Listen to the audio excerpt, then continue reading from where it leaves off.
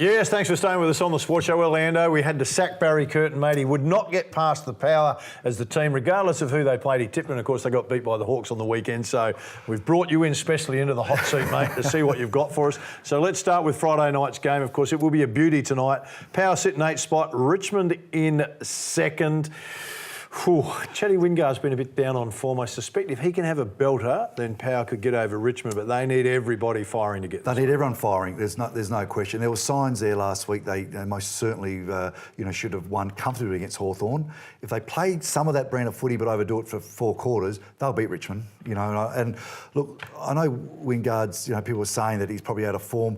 I actually think we're bringing the ball's brought into the forward line too slow for him to find some space. By the time the actually ball gets down there, there's 14 others taking up his space. So as a forward, it's pretty tough work down there. And Watts is in the same boat. At time Robbie Gray's in the same boat as well, but he gets have a bit of run on the ball. So. Yeah, I reckon that last 3 quarters would have been pretty tough to play on that forward line for the Power last week. But anyway. All right, Saturday I'm going night. Power. All right, you're going with the Power. All right, yeah. we'll give you a tick to the Power, mate. Geelong sitting in 5th, North Melbourne in 6th. Both teams have won 4 of their last 5, so they come in pretty good form. But funny enough, I reckon North Melbourne have shown the better brand of footy so far this year. But consistently, you're right. I'm going North Melbourne. I think they seem to be really well balanced. They're not relying on 1 or 2 players all the time. You start shutting down a couple of their players, which other sides seem to be able to do now. The Dangerfields and others. I think if North Melbourne play their cards right, they'll win. They can get this one. Yeah. All right, GWS sitting in 11th spot. Gold Coast Suns in 15th. It's at Spotless. GWS, of course, had a good win over the Crows last weekend, and Gold Coast's record against them is pretty average. Well, look, Greater Western got some players back. They've now got 2 or 3 games under their belt. They hit a bit of a purple patch, unfortunately for Adelaide last weekend. But I don't see them losing for quite a few weeks actually. How they played against the Crows. All right, GWS for you. All right, St Kilda in 16th spot against the Swansea in 4th. It's at Etihad. Sydney are in pretty good form at the moment. They've won their last 4. Saints look like they're playing some okay footy, but just unlucky can't again, put in aren't they? 4 quarters to get a win. Spot on. Yep. Frustrating as a coach, no question. They seem to be doing all the right things, but just not enough over 4 quarters. And Sydney, they've just been winning. I mean, I honestly thought they were just around the bottom of the 8. Yeah. But then I realised, they're at the top. How's that happen? And Buddy hasn't been playing his electric brand of footy, so that's still to come, and they sit in 4th spot. And so new players are coming and putting their hand up and saying, "Oh, guess what? I'll kick some goals." And that's what they're doing. They're doing it all right up there. Sunday, Brisbane are in 17th up against Essendon in 12th, your old teammate. Both teams come in off of losses last week. Essendon had been going along pretty nicely, and Fagan's done a good job with Brisbane. I know teams have got away from him, but he's been able to close the gap, and I know they've won, I think, 1 of their last 5, but they look like they're close to grabbing another couple. Look, 3/4 time scores, they've probably won 3 or 4 out of those games of the 6, that they would have lost. And I know they beat Hawthorn very convincingly a couple of weeks ago. But Essendon and Brisbane come off, pretty average games. But I think Bombers will bounce. I think Bombers have got the cattle to bring back that form that they had the week before this weekend. Are Bombers are they a top 8 team? I don't think they're the top 8, but I think they're going to be fighting for that, probably the 9th to 12th. They need to be in that bracket, and I think that's pretty important to be around that mark 2 years in a row after all the controversy of perhaps the years earlier than that, and I think that'll really settle the club down. Johnny Worsfold's done a great job, hasn't he? Has Freo done sit in 13th spot, Adelaide sit in 9th. It's at Optus Oval.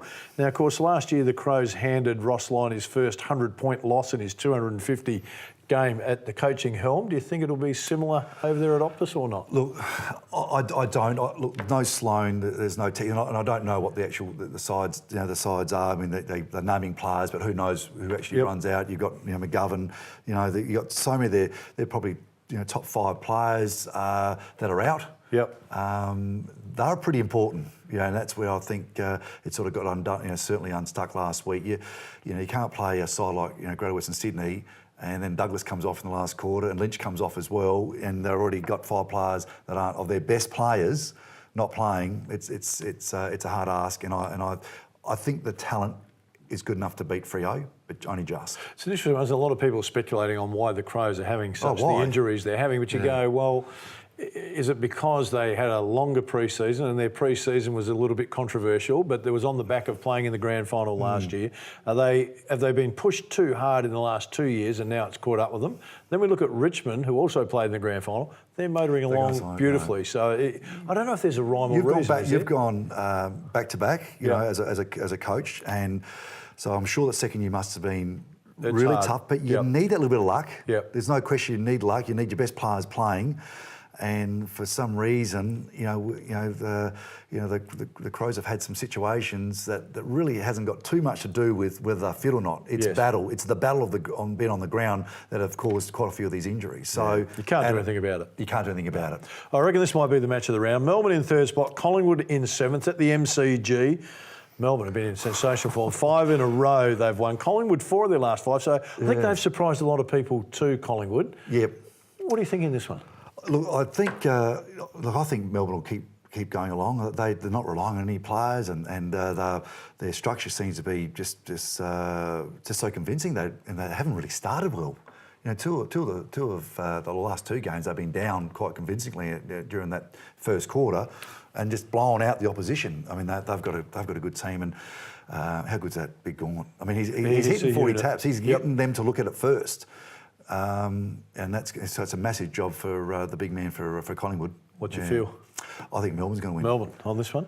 But who would ever thought? It's good. I know they're advertising it, but you know, three years ago, whoever thought this is the game of the round? No question. Well, I reckon if you go back to the first... There could be 100,000. There could be 90,000 people. Absolutely, there. but even I got excited there, Phil, didn't I? I said 100. You did. No, there could be. No, you could be. I don't know where they'll squeeze them all, but they'll be somewhere around the ground. Yeah. But in saying that, the first 6 or 7 weeks of the... We'll say it's the first 6 weeks. Everyone said Melbourne are done.